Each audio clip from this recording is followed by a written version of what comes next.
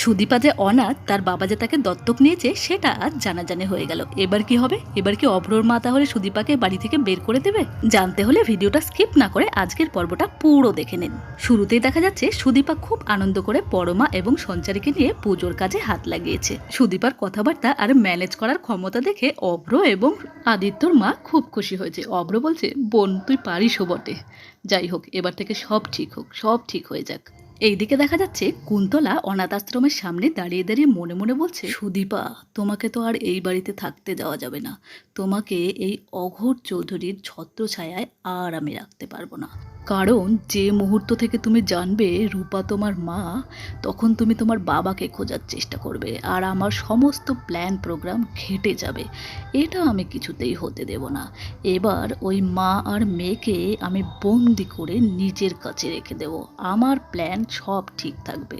এইদিকে বাড়িতে দেখা যাচ্ছে সুদীপার পিসি রূপাকে নতুন শাড়ি পরিয়ে ঘরে নিয়ে এসেছে আর বলছে, দেখুন আপনি তো নতুন শাড়ি পরতেই চাইছিলেন না, এখন ভাল লাগছে না? রূপা এসে সবাইকে বলছে, এই আমাকে ভাল লাগছে। সুদীপাকে বলছে, এই মেয়ে আমাকে ভাল লাগছে। পরমাকেও বলছে, এই বল না আমাকে ভাল লাগছে তো। সুদীপা মাটির একটা মূর্তি গড়িয়ে ঠাকুরমশাইকে গিয়ে বললো, ঠাকুরমশাই দেখুন তো ঠিক হয়েছে কিনা। ঠাকুরমশাই বললো, হ্যাঁ হ্যাঁ মা, খুব সুন্দর হয়েছে, তোমার হাতের কাজ খুব সুন্দর। এদিকে দূরে দাঁড়িয়ে অপরর মা মনে মনে হাসছে, বলছে, এত বড় কলেজের প্রফেসর নিজে বাড়ি বয়ে এসেছে সুদীপার সঙ্গে দেখা করতে। মেয়েটা সত্যি ট্যালেন্টেড, যেমন তার ট্যালেন্ট আছে তেমনি সব কাজকর্ম দেখছি খুব ভালোই পারে। ওর বাবা ওকে খুব ভালো করেই মানুষ করেছে। সুদীপা খুব ব্যস্ত, পরমার সঙ্গে নাড়ুমোয়া আর বেলপাতা এসব নিয়ে কথাবার্তা বলছে। অভ্রর মা দেখে মনে মনে হাসছে, মানে এটা বোঝা যাচ্ছে অভ্রর মায়ের মনের এক কোণে সুদীপা কোথাও একটা জায়গা করে নিয়েছে। এরপর অভ্রর মা এসে সুদীপাকে বলছে, কথার যে একেবারে ফুল ঝুড়ে ছুটছে দেখছি। তোমাকে যে কাজটা আমি দিয়েছিলাম সেটা তুমি করেছো? সুদীপা বলছে, হ্যাঁ বড় মা, তুমি কোনো চিন্তা করো না, আমি সব কাজ করে নিয়েছি, তোমার কোনো টেনশন নেই। দরজায় আমি লক্ষ্মীর পায়ের ছাপ দিয়ে দিয়েছি আর দুপাশে দুটো ঘিয়ের প্রদীপও রেখে দিয়েছি, তুমি কোনো চিন্তা করো না। খানিকক্ষণ বাদেই ওই দুটো আমি জ্বালিয়ে দেবো। অভ্রর মা খুব খুশি হয়েছে। এরপর রূপা এসে বলছে, এই মেয়ে বাড়িতে বুঝি লক্ষ্মী পুজো হচ্ছে, চল না আমি একটা গান করব, আমার সঙ্গে তোরা গান করবি তো? সুদীপা বলে, হ্যাঁ হ্যাঁ, কেন করব না। এরপর সুদীপা, পরমা এবং রূপা তিনজনে বসে ঠাকুরের সামনে খুব সুন্দর করে গান করলো। ওপর থেকে আদিত্য এবং অভ্র দুজনই নেমে এলো আর দুজনের স্ত্রীর গান শুনে একেবারে মুগ্ধ হয়ে রইল। যাই হোক, গান টান শেষ করে সবাই প্রণাম করলো। ঠাকুরমশাই সুদীপাকে বলল, বৌমা এটা বাইরে নিয়ে যেতে হবে। তখন সুদীপা বলল, পরমা তুমি এসো, কুলো বাজাতে বাজাতে যেতে হবে। সঞ্চারিদি তুমিও এসো। এই বলে সবাই বাইরের দিকে রওনা দিয়েছে। এমন সময় আদিত্যর বাবা এসে বলল, দাঁড়াও, অলক্ষ্মী আবার অলক্ষ্মী বিদায় কি করে করবে? অংশুর এই কথা শুনে সবাই একেবারে চমকে উঠল। অংশু আরো বলল, ও তো নিজেই একটা অলক্ষ্মী। আদিত্য নিজের বাবাকে থামাতে চাইলে অংশু আরো উত্তেজিত হয়ে আদিত্যকে ধমক দিয়ে বলল, তুমি চুপ করো। এরপর অভ্রর মা বলল, অংশু দাঁড়াও দাঁড়াও, আজকে পুজোর দিন, পুজোর দিনটা যেতে দাও।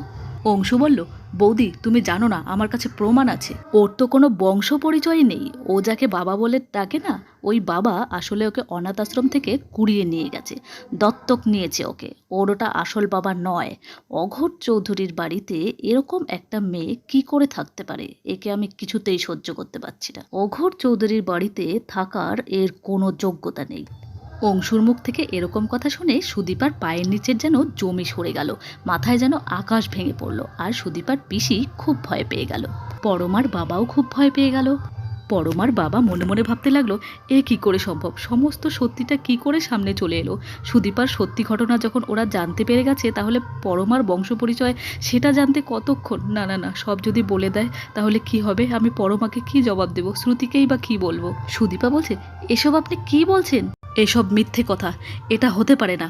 অংশু বলল, তুমি নিজের বাবার নাম করে নিজের নাম ভাঙিয়ে আমার ছেলেটাকে গলায় ঝুলিয়ে রেখেছো। সুদীপা আবারও বলল, মানতে চাইল না, বলল, না না, এই সমস্ত মিথ্যে কথা, এসব ভুল। এরই মধ্যে পরমা খেয়াল করলো তার বাবা অসুস্থ হয়ে যাচ্ছে। সে মনে মনে ভাবছে, এ কি, বাবা এমন অসুস্থ হয়ে যাচ্ছে কেন?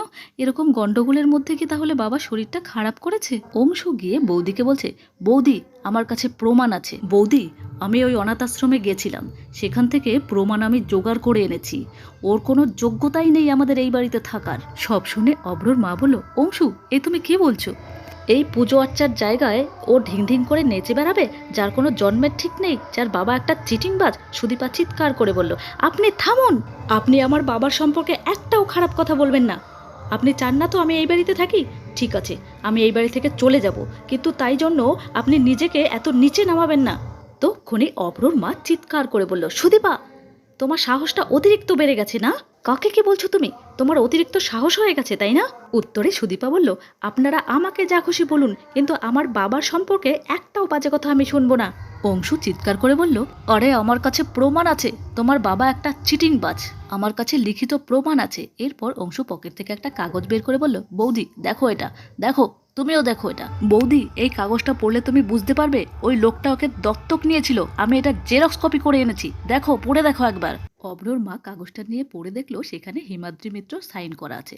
বলছে সিগনেচার বাই হিমাদ্রি মিত্র। এরপর আদিত্যকে বলছে, আদিত্য দেখো, কাকে তুমি কথা দিয়ে একে বউ করে নিয়ে এসেছিলে, এবার তুমি কি মনে করো একে আমি এর পরেও এই বাড়িতে রাখবো, এই বাড়িতে বউ করে রাখবো? অংশু বলল, বৌদি তুমি এত কেন ভাবছো? একে বের করে দাও বাড়ি থেকে, অলক্ষ্মীকে বিদায় করে দাও, ওকে ঘাড় ধরে বাড়ি থেকে বের করে দাও। এরই মধ্যে সুদীপার পিসি পরমার বাবাকে বলছে, কি হলো, আপনি এখনো চুপ করে থাকবেন? আমি কিন্তু কাউকে ছেড়ে কথা বলবো না। এই বাড়ি থেকে এক মেয়ে যদি বের হয় তাহলে কিন্তু আপনার মেয়েও বেরোবে। এদিকে পরমা ব্যাপারটা নোটিস করলো আর ভাবলো, কি ব্যাপার, উনি আমার পাপাকে কি বলছেন? পরমা তার বাবার কাছে গিয়ে বলল, পাপা, তোমার কি শরীরটা খারাপ করেছে? কি হয়েছে পাপা তোমার? এদিকে পরমার বাবা মনে মনে সেই সমস্ত কথা ভাবছে যখন দুটো ছোট্ট যমজ বাচ্চাকে দুজনে ভাগ করে নিয়েছিল। আর এদিকে সুদীপা নিজের বাবার কথা ভাবছিল, কিভাবে বাবা তাকে ভালোবাসতো, আদর করতো, একটু ব্যথা পেলেই বাবা কি করে বিচলিত হয়ে পড়তো। এই সমস্ত কথা ভেবে ভেবে সুদীপা কান্নায় ভেঙে পড়লো। রূপা গিয়ে বলল, এই মেয়ে, তুই কাঁদছিস কেন? তোর খুব কষ্ট হচ্ছে না রে? তুই আয় আমার কাছে আয়, রূপা আছে না, সব ঠিক করে দেবে, আয় মা, আর কাঁদিস না। এরপর আদিত্যর মাও এসে সুদীপাকে সামলানোর চেষ্টা করলো আর রূপাকে বলল, আপনি সারুন, আপনি চিন্তা করবেন না, আমি দেখছি, আমি সামলাচ্ছি ওকে। এরপর আদিত্যর মা নিজের যাকে বলল, দিদি একটা কথা বলি, যাই হয়ে যাক না কেন, পুজোর দিনে অন্তত মেয়েটাকে বাড়ি থেকে বের করে দিও না।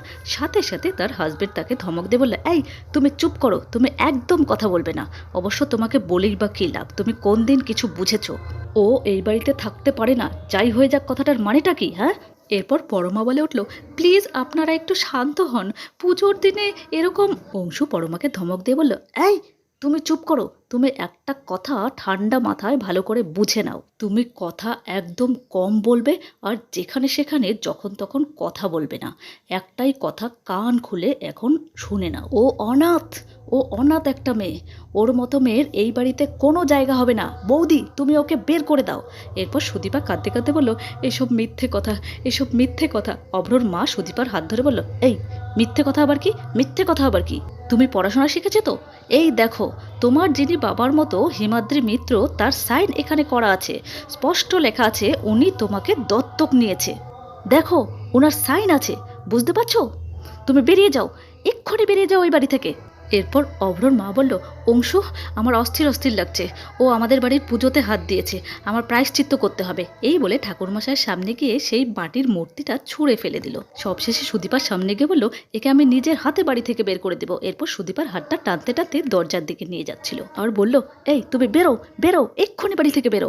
এই সমস্ত অনাচার দেখে সুদীপার পিসি থাকতে না পেরে চিৎকার করে বলল, এবার কিন্তু আমি সব সত্যি কথা সবাইকে বলে দেবো। আর ওনার এই কথা শুনে সবাই চমকে উঠল, বিশেষ করে পরমার বাবা, ও বেচারি তো আরো অসুস্থ হয়ে পড়ল। অভ্রর মা তার উপর চিৎকার করে বলল, এই আপনি চুপ করুন, না হলে কিন্তু আপনাকেও বাড়ি থেকে বের করে দেব। পরমা বলল, এসব আপনি কি বলছেন? আপনি কাকে সবকিছু বলে দেবেন? আর তখন আপনি আমার বাবাকে গিয়ে কি সব বলছিলেন? এরপর অভ্রর মা সুদীপাকে বলল, এই তুমি দাঁড়িয়ে কেন আছো? বেরো বাড়ি থেকে, এক্ষুনি বেরো। পরমা দৌড়ে এসে তার শাশুড়িকে থামানোর চেষ্টা করলো, বলল, মা, এই অবস্থায় ও কোথায় যাবে?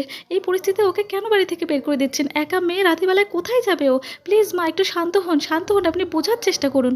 অভ্রর মা বলল, বড় বৌমা তুমি চুপ করো। শাশুড়িকে থামাতে না পেরে পরমা দৌড়ে গেল অভ্রর কাছে আর গিয়ে বলল, আপনি কি এখনো চুপ করে থাকবেন? আপনি থামাবেন না মাকে? কিছু বলবেন না? কেউ কি কিছু বলবেন না? কেউ কি থামাবে না মাকে? পরমা আবার গিয়ে শাশুড়িকে থামানোর চেষ্টা করে। শাশুড়ি তাকে আবার ধমকে দিয়ে বলল, বড় বৌমা তুমি ছাড়ো, তুমি থামবে, তুমি ছাড়ো।